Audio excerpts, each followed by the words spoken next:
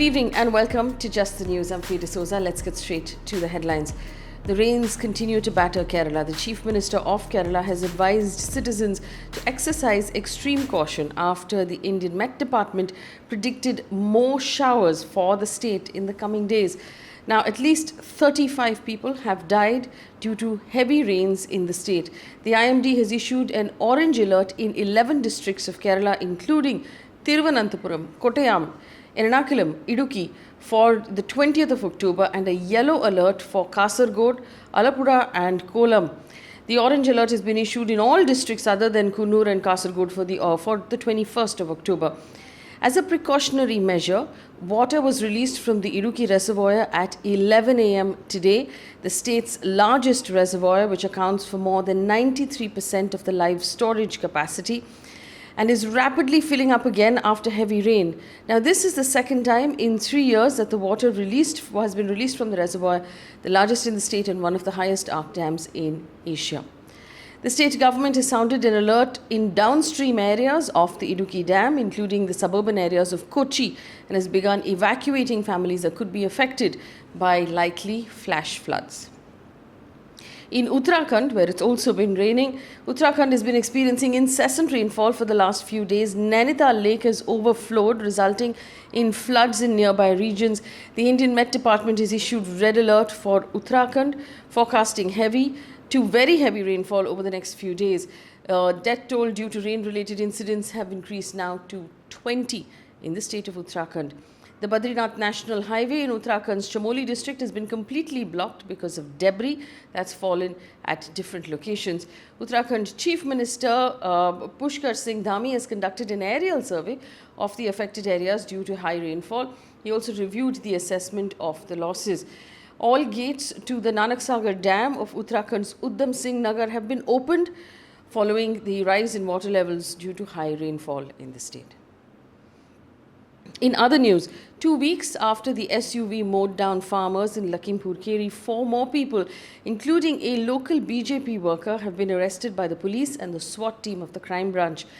The viral video showed a BJP worker called Sumit Jaiswal escaping from the SUV that mowed down the protesting farmers. He had earlier been the one who filed an FIR against the farmers, claiming that his driver, friend and 2 BJP workers were beaten to death after their vehicles lost control due to heavy stone pelting and accidentally hit farmers. Senior police official has said, and I quote, "The accused Sumit Jaiswal, Sushipal, Nandan Singh Bisht and Satyaprakash Tripathi have been arrested by the Lakhimpur Kheri police and the SWAT team of the crime branch. A licensed revolver and 3 bullets were recovered from Satyaprakash Tripathi and seized." Remember, this was the 3rd of October when an SUV allegedly mowed down farmers who were returning from a protest. Meanwhile, the Supreme Court will hear the Lakhimpur Kheri violence matter tomorrow. Indian clothing brand FabIndia was forced to pull down its ads from social media after receiving severe backlash from right-wing groups. In the ad, FabIndia had titled its festival collection Jashn-e-Riwaz, or Celebrating Traditions in Urdu. The post which has now been deleted, read, and I quote, "As we welcome the festival of love and light, Jashn-e-Riwaz by FabIndia is a collection that beautifully pays homage to Indian culture," end quote.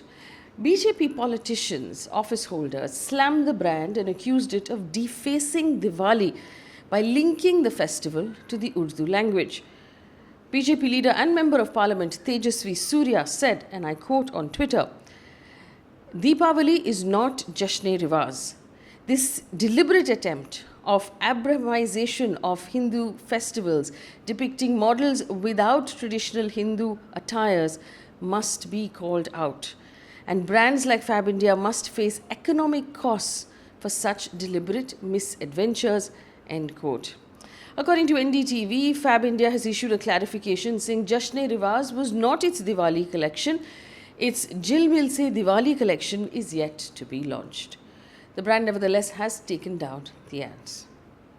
Congress leader Priyanka Gandhi has announced that 40% of the tickets of the upcoming Uttar Pradesh elections from the Congress party, will be reserved for women. She has said, and I quote, "In Uttar Pradesh, the Congress will reserve 40% of the tickets for women. It is our pledge that women will have full participation in the politics of Uttar Pradesh." Priyanka Gandhi also went on to say that she is planning to keep the reservation at 50% for the next election. Collection of applications for poll tickets have been extended till November 15th, and there are 403 assembly seats in Uttar Pradesh, which means the Congress will reserve 160 tickets for women candidates alone. A quick update on our COVID numbers as well. India reported 13,058 new COVID cases, 164 deaths in the last 24 hours. Kerala reported 7,643 COVID cases in the last 24 hours. The World Health Organization has said on Monday that it is expecting one additional piece of information from Bharat Biotech on Covaxin, which is currently being examined by World Health Organization experts for emergency use listing. WHO's emergency use listing is important because it will remove the uncertainty around travel overseas by Indians who are vaccinated using Covaxin. This emergency use is a prerequisite for vaccines supplied through COVAX as well. So basically, countries like the US, for example, have announced that in November they will open up their borders to vaccinated travelers, but provided these travelers have been vaccinated with a vaccine approved either by the US or by the WHO. So Covishield has been approved by the WHO, Covaxin has not been. Karnataka on Monday announced that schools will be allowed to reopen across the state for students of classes 1 to 5 from October 25th.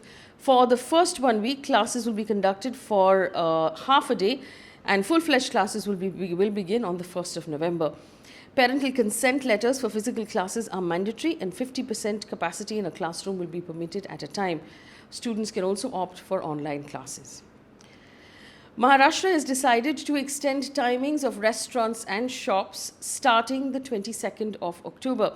According to the government's notification, restaurants and eateries may be allowed to function till midnight and other establishments till 11 p.m.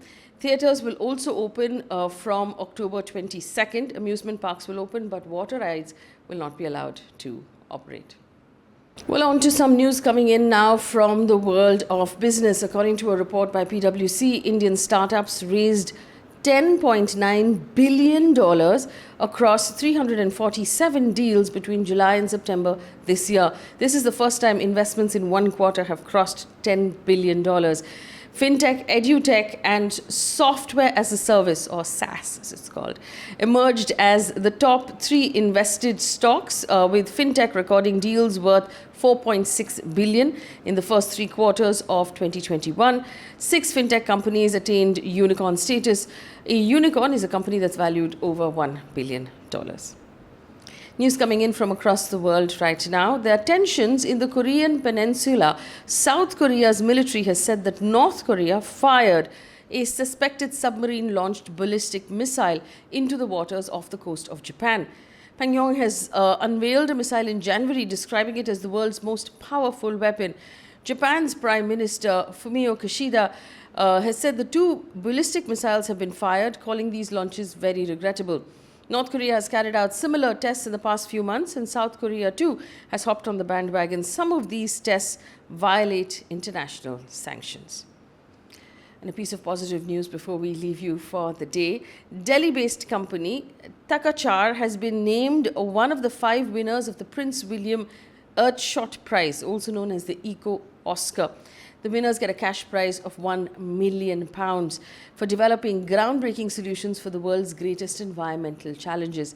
Takachar has won the prize in the Clean Our Air category for its technology to create fuel, fertilizer, and other chemicals from agricultural waste. The technology reduced smoke emission by 98% and calls for improving air quality. It aims really to end the stubble burning, which is one of the main reasons for air pollution in the city of Delhi. That brings us to the end of the news. Thank you so much for watching. Of course, there's lots of very interesting things we brought to you, but here is a quiz question to figure out if you've been paying attention really. Karnataka will reopen schools for students from class 1 to 5 from what date?